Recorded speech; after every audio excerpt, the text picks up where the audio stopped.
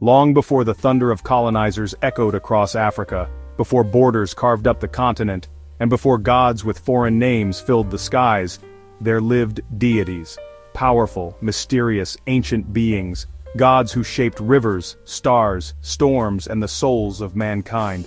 Their stories were etched not in books but in drumbeats, firelight, and the breath of elders. Now their names are fading, but today we uncover them. These are the forgotten gods of Africa, divine spirits you've never heard of, yet who ruled empires, whispered to kings, and danced through the dreams of their people. Let us begin with a whisper from the stars. Far in the West African sands, the Dogon people of Mali hold secrets even NASA can't explain. For generations they spoke of a star, Sirius B, so dense it cannot be seen by the naked eye. They described its orbit, its weight, and its motion with eerie precision, centuries before modern telescopes proved it. But how? The Dogon say they were taught by Nommo, a primordial amphibious being who descended from the heavens in a vessel of fire and thunder. Nommo was not a god like Zeus or Odin. He was many and one, male and female, fish and human, a divine presence born at the dawn of creation.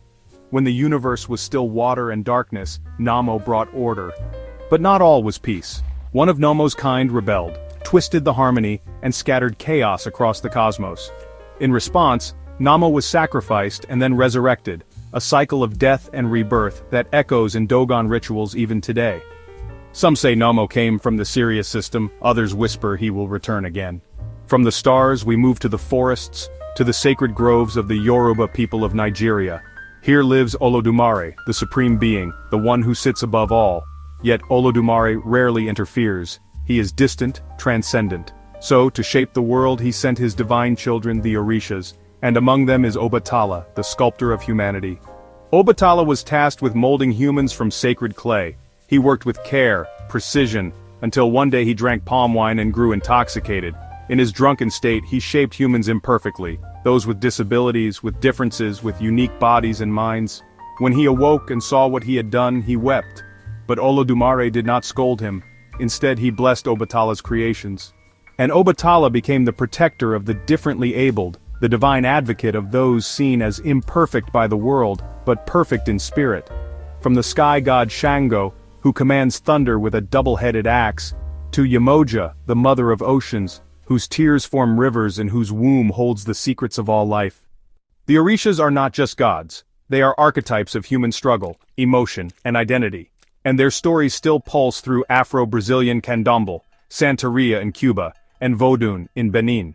But, travel east across the Rift Valley, to the lands of the Akan and the Ashanti, and you will hear of a god who fell from the sky, Nyame. Nyame was once close to Earth, so close in fact that humans could touch the heavens, but they grew arrogant.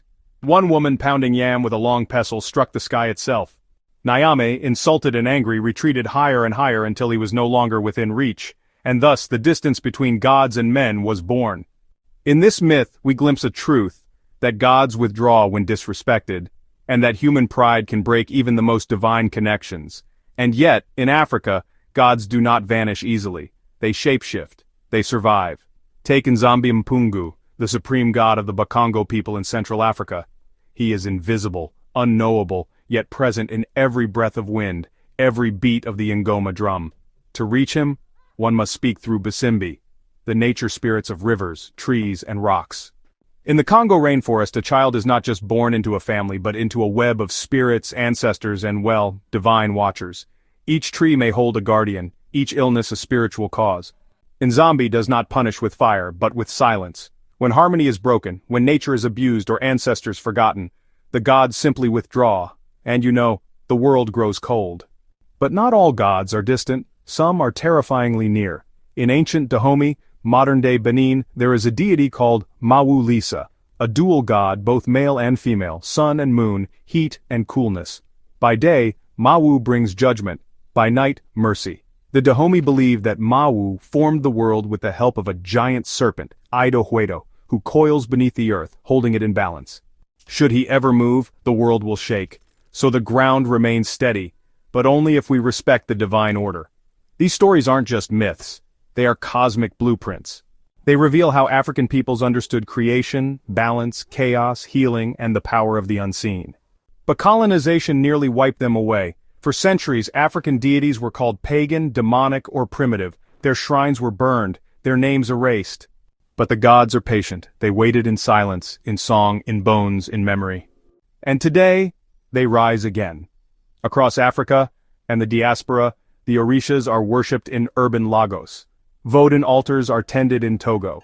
Drums summon spirits in Haiti and Brazil. The forgotten gods have not forgotten us. Their names once feared are being spoken again. Their stories once silenced are being told.